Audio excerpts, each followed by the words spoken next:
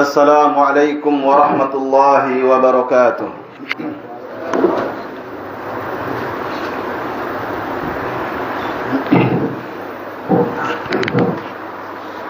Innal hamdalillah nahmaduhu wa nasta'inuhu wa nastaghfiruh wa na'udzu billahi min shururi anfusina wa min sayyiati a'malina.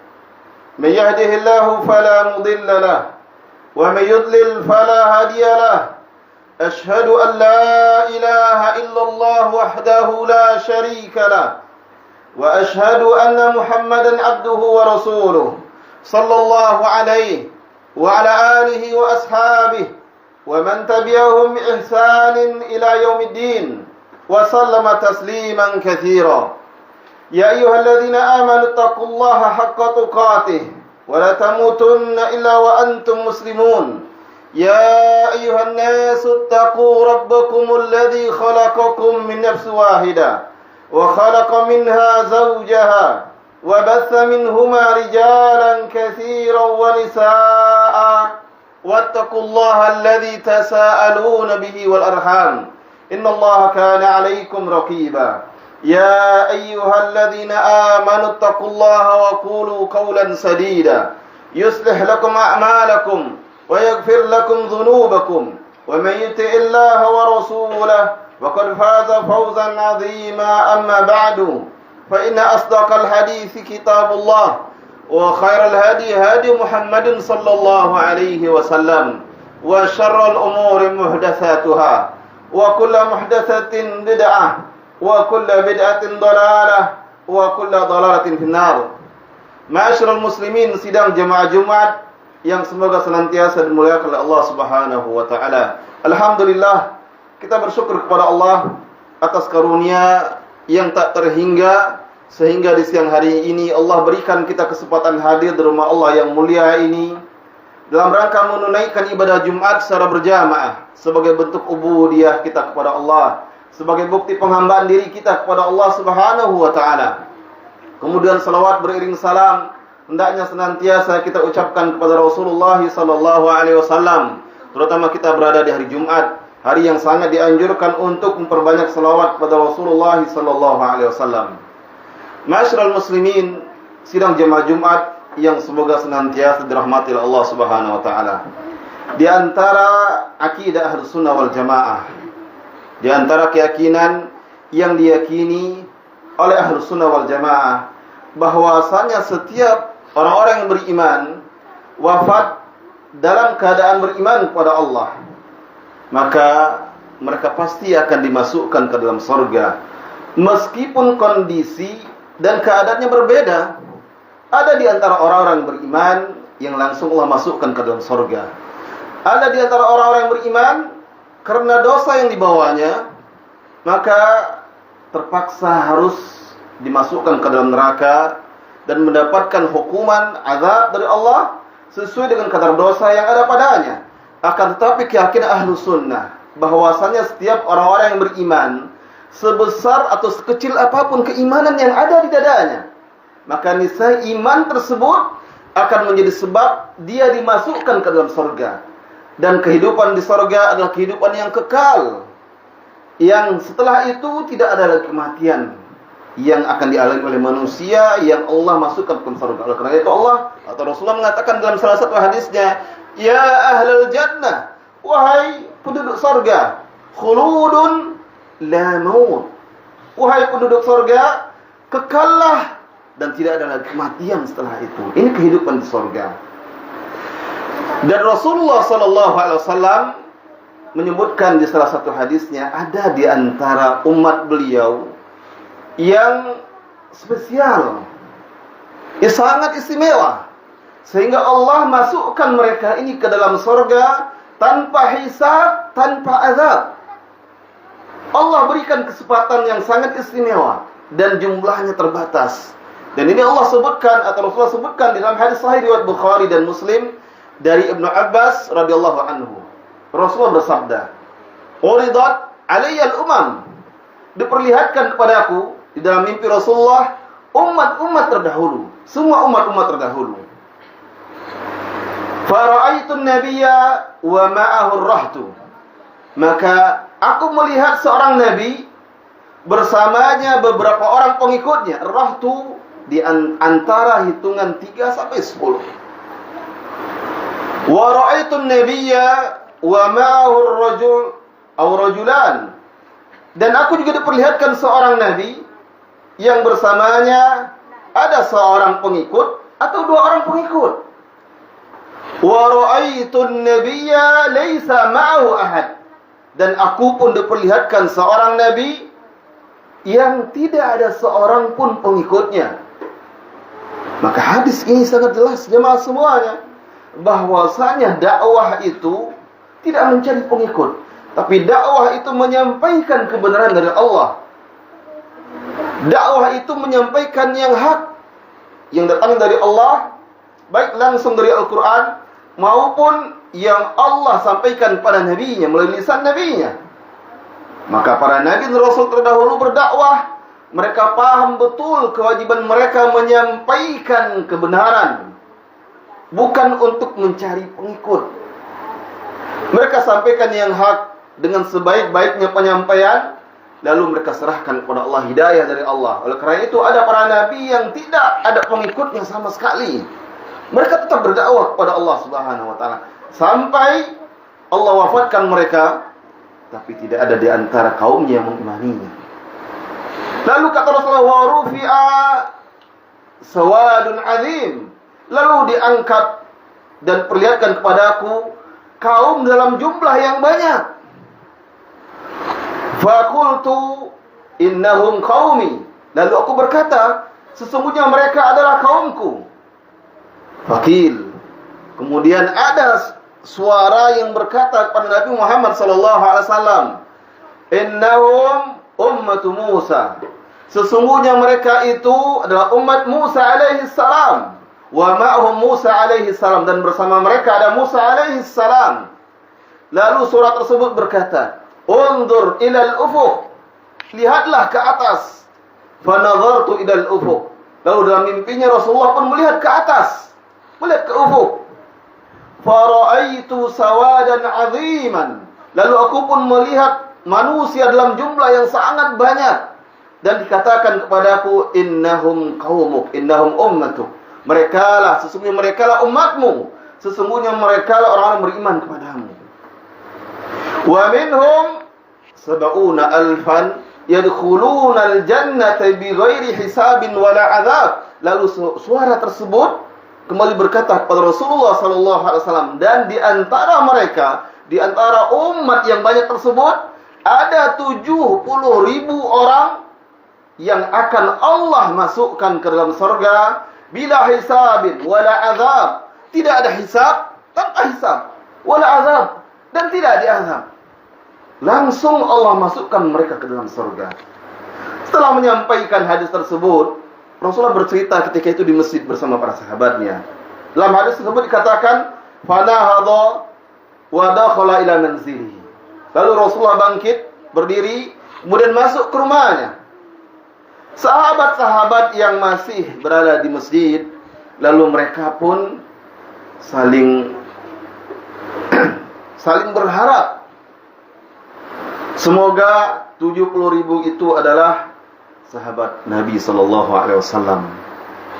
Yang lain mengatakan semoga 70.000 itu adalah orang-orang yang lahir dalam keadaan beriman dan Allah wafatkan dalam keadaan beriman, tidak melakukan kesyirikan. Kemudian sebagian sahabat yang lain mengatakan dengan perkiraan yang lainnya. Banyak pendapat-pendapat para sahabat ketika itu. Tidak lama setelah itu Rasulullah kembali keluar dari rumahnya, kemudian kembali bersama para sahabat. Lalu Rasulullah menceritakan, menyebutkan bahwasannya 70.000 dari umatnya yang masuk surga tanpa hisab, tanpa azab. Kata Rasulullah, humul ladina la yastarqun. Rasulullah sebutkan sifat-sifatnya. Yang pertama, kata Rasulullah, mereka orang-orang yang tidak meminta diruqyah. Tidak meminta diruqyah. Apa hubungannya? Seseorang yang ketika dia sakit dan dia yakin dia juga memiliki hak yang sama dibandingkan manusia yang lain dengan rohnya, Dia langsung memohon, langsung meminta. Tidak bergantung pada orang lain. Sebagian orang tidak yakin kalau dia yang minta. Padahal kalau dinilai ketulusan, keikhlasan seorang ketika berdoa, tentu orang yang sakit jauh lebih betul-betul mengharapkan kesembuhan daripada orang lain yang mendoakan. Orang yang sakit, ketika dia yang berdoa kepada Allah, ketika dia yang meruqyah dirinya, maka jauh lebih tulus dan ikhlas ketika itu kepada Allah. Lalu sebetulnya dia tidak butuh kepada orang lain. Jika ada orang-orang yang meminta ruqyah kepada orang lain, meminta dirinya, maka ini mengurangi nilai tawakalnya kepada Allah Subhanahu wa ta'ala. Dia bergantung kepada Allah, tapi juga bergantung pada manusia dalam hal yang sama-sama memiliki kesempatan yang sama kepada Allah. Ketika orang lain juga memohon kepada Allah, dan dia juga mampu memohon kepada Allah, maka hendaklah dia yang langsung memohonkan untuk dirinya. Maka di sini Rasul mengatakan, humul ladzina la yastarqun. 70.000 ini yang masuk surga tanpa hisab, tanpa azab. Salah satu sifatnya, mereka adalah orang-orang yang tidak meminta diruqyah, meminta orang lain untuk meruqyah dirinya. Tidak boleh. Bukan tidak boleh. Yang paling afdal, tidak meminta. Hukum asalnya boleh. Hukum asal ruqyah boleh. Sebagaimana disebutkan dalam hadis sahih. Sahabat dalam hadis ini berkata, sahabat yang meriwayatkan, kunna fil jahiliyah narqi. Kami dahulu di masa jahiliyah biasa meruqyah. Fama tara fi dzalika ya Rasulullah? Bagaimana pendapatmu dalam hal itu ya Rasulullah? Sahabatnya bertanya, bagaimana menurutmu ya Rasulullah? Lalu kata Rasulullah, perlihatkan kepada aku bagaimana bentuk ruqyah-ruqyah kalian, perdengarkan kepada aku. Lalu Rasulullah mengatakan, la ba'sa birruqa ma lam yakun fiha syirkun. Tidak apa-apa dengan ruqyah. Tidak masalah, tidak ada masalahnya. Tidak apa-apa selama tidak ada kesyirikan. Tidak ada kesyirikan di dalam ruqyah-ruqyah tersebut. Ruqyah hanya dari Al-Qur'an, dari doa-doa dan zikir-zikir yang telah diajarkan oleh Rasulullah sallallahu alaihi wasallam, itu tidak apa-apa. Maka ketika seorang meruqyah, yang paling afdal ketika dia sakit, dia sendiri yang meruqyah dirinya. Dia yang membacakan ayat-ayat Al-Quran lalu mohon kepada Allah.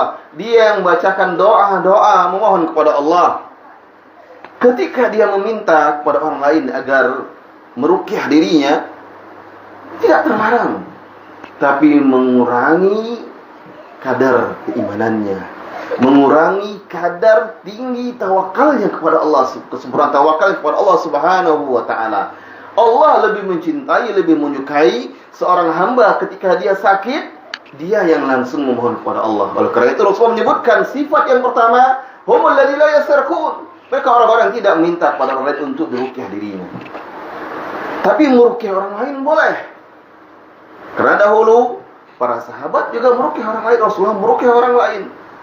Dan itu tidak masalah. Yang tidak bagus meminta orang lain untuk meruqyah diri kita. Ini sifat yang pertama. Lalu yang kedua kata Rasulullah, sifat 70.000 orang dari umat Rasulullah yang masuk surga tanpa hisab, tanpa azab, karena istimewa keimanan, istimewa tauhid mereka, dan istimewanya tawakal mereka kepada Allah. Sifat yang kedua, la yaktawun. Mereka adalah orang-orang yang tidak melakukan pengobatan dengan cara kai. Apa dengan cara kai? Dengan cara menempelkan besi panas ke bagian tubuh yang sakit. Dan itu dahulu dilakukan. Kalau di orang-orang yang ada di Timur Tengah, itu salah satu cara pengobatan tradisional mereka. Mungkin di negeri kita, mungkin kita jarang melihatnya, atau bahkan mungkin belum pernah melihatnya. Tapi dahulu di masa Rasulullah, bahkan sampai sekarang masih ada. Ada orang-orang yang melakukan pengobatan dengan kain. Bukan tidak boleh, tapi yang paling utama meninggalkannya. Sebagian ulama mengatakan itu adalah solusi terakhir. Karena pengobatan dengan besi panas salah satu bentuk menimpakan azab, kemudaratan pada diri sendiri. Rasa sakit yang disebabkan oleh besi panas atau setelah pengobatan itu lebih sakit daripada sebelum pengobatan seperti itu. Memang pada banyak kasus menjadi salah satu sebab kesembuhan. Tapi pada sebagian orang juga menjadi sebab rasa sakit yang tak tertahankan. Besi panas dalam keadaan yang betul-betul menyala ditempelkan ke bagian tubuh, maka sebagian ulama memakruhkannya. Dan Rasulullah menyebutkan dalam hadis ini bahwa Allah lebih menyukai hambanya yang meninggalkan pengobatan dengan kain. Itu menunjukkan sempurnanya tauhid, sempurnanya tawakal kepada Allah. Tinggalkan pengobatan dengan kain, bersabar dengan penyakit yang dialaminya. Walaupun mungkin solusi terakhir hanya kai dengan besi panas, dia bersabar. Ini jauh lebih sempurna kadar tawakal dan keimanan serta tauhidnya kepada Allah Subhanahu wa taala. Ini sifat yang kedua. Sifat yang ketiga kata Rasulullah, humul ladzi la yatatayyarun. Sifat yang ketiga, mereka tidak melakukan tatayyur. Apa itu tatayyur? Meyakini sial dengan melihat burung. Dahulu dengan menggunakan burung. Keluar rumah lalu melihat burung-burung tertentu yang diyakini sebagai pertanda sial atau tidak, terbang mengarah suatu arah hindaki arah sial. Orang-orang dahulu tidak jadi keluar, menunda bepergian. Ini tatayyur.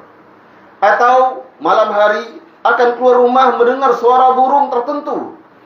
Seperti mungkin kalau di negeri kita suara pungguk terdengar, atau suara burung hantu, lalu tidak jadi keluar. Ini pertanda tidak baik. Ini jenis tatayyur. Ibnu Mas'ud mengatakan at-tiratu syirk. Diulang-ulangi oleh Ibnu Mas'ud. At-tiratu syirk, at-tiratu syirk. Meyakini sial atau tidaknya itu adalah kesyirikan. Maka ketika ada orang-orang meyakini ketika akan keluar, lalu mendengar atau melihat sesuatu, lalu dia meyakini sial, ketika melangkahkan kaki, lalu tertendang batu, tersandung akar, dia jatuh, lalu dia meyakini itu pertanda sial, lalu dia membatalkan rencana bepergiannya. Ini adalah bentuk-bentuk tatayyur. Di negeri kita alangkah banyak bentuk-bentuk tatayyur. Kadang di perjalanan menabrak anak kucing, lalu tidak jadi bepergian, meyakini itu pertanda sial. Dan itu perkara yang mengantarkan kepada kesyirikan. Bahkan jika meyakini itu betul-betul penyebab sial, maka ini perbuatan syirik sebagaimana perkata Ibnu Mas'ud, at-tiratu syirk, at-tiratu syirk. Aqulu qouli hadza wa astaghfirullahi wa lakum fastaghfiruhu fa innahu al-ghafurur rahim.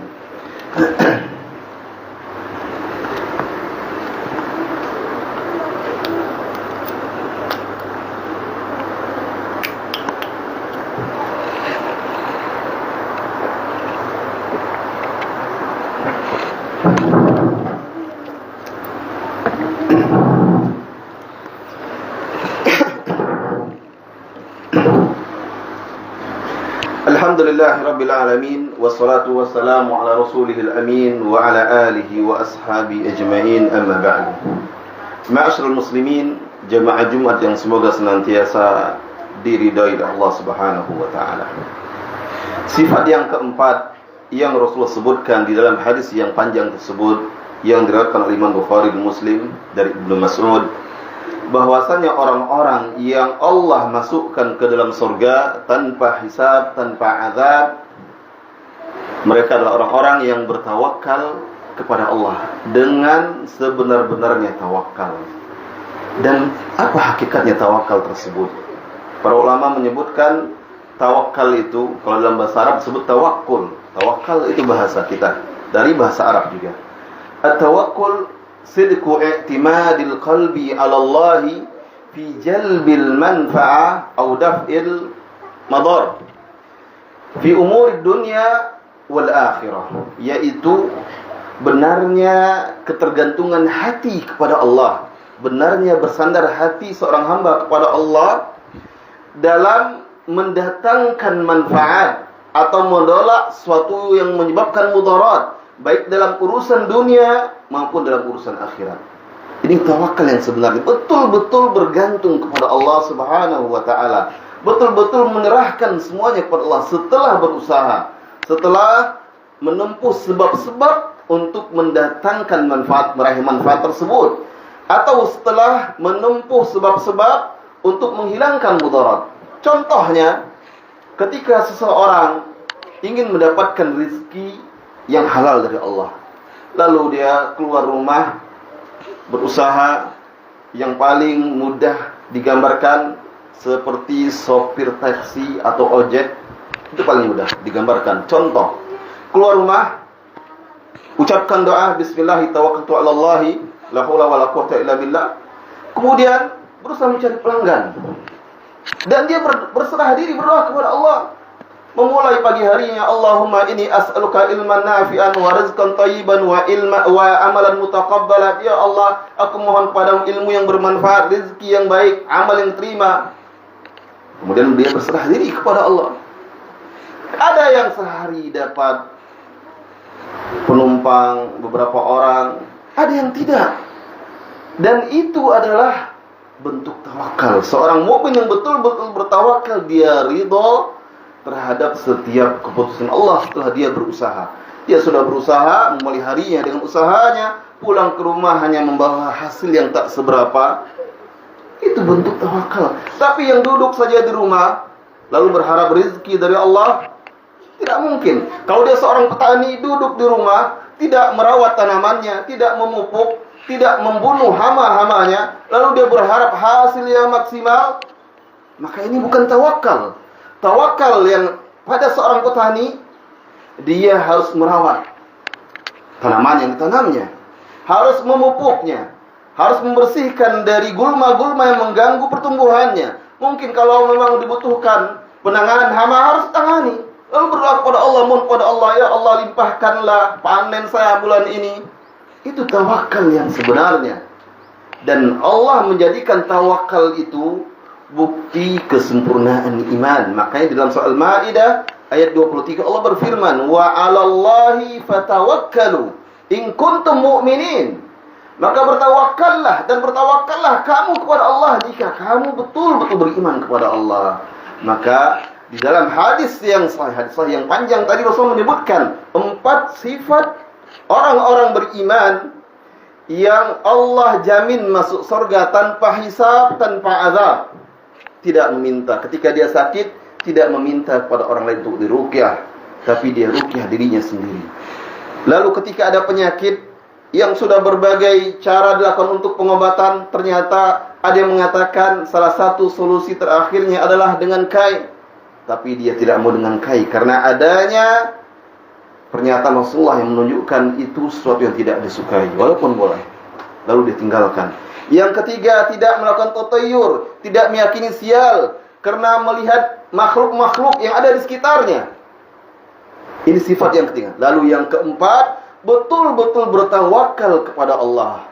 Dan barang siapa yang betul-betul bertawakal, ingat Allah berfirman dalam surat At-Talaq, "Wa may yatawakkal 'alallahi fahuwa hasbuh." Barang siapa yang bertawakal kepada Allah dengan sebenar-benar tawakal, maka cukuplah Allah baginya. Cukup Allah sebagai pelindung, cukup Allah sebagai pemberi rezeki yang halal baginya. Cukup Allah dalam semua urusannya di dunia dan di akhirat.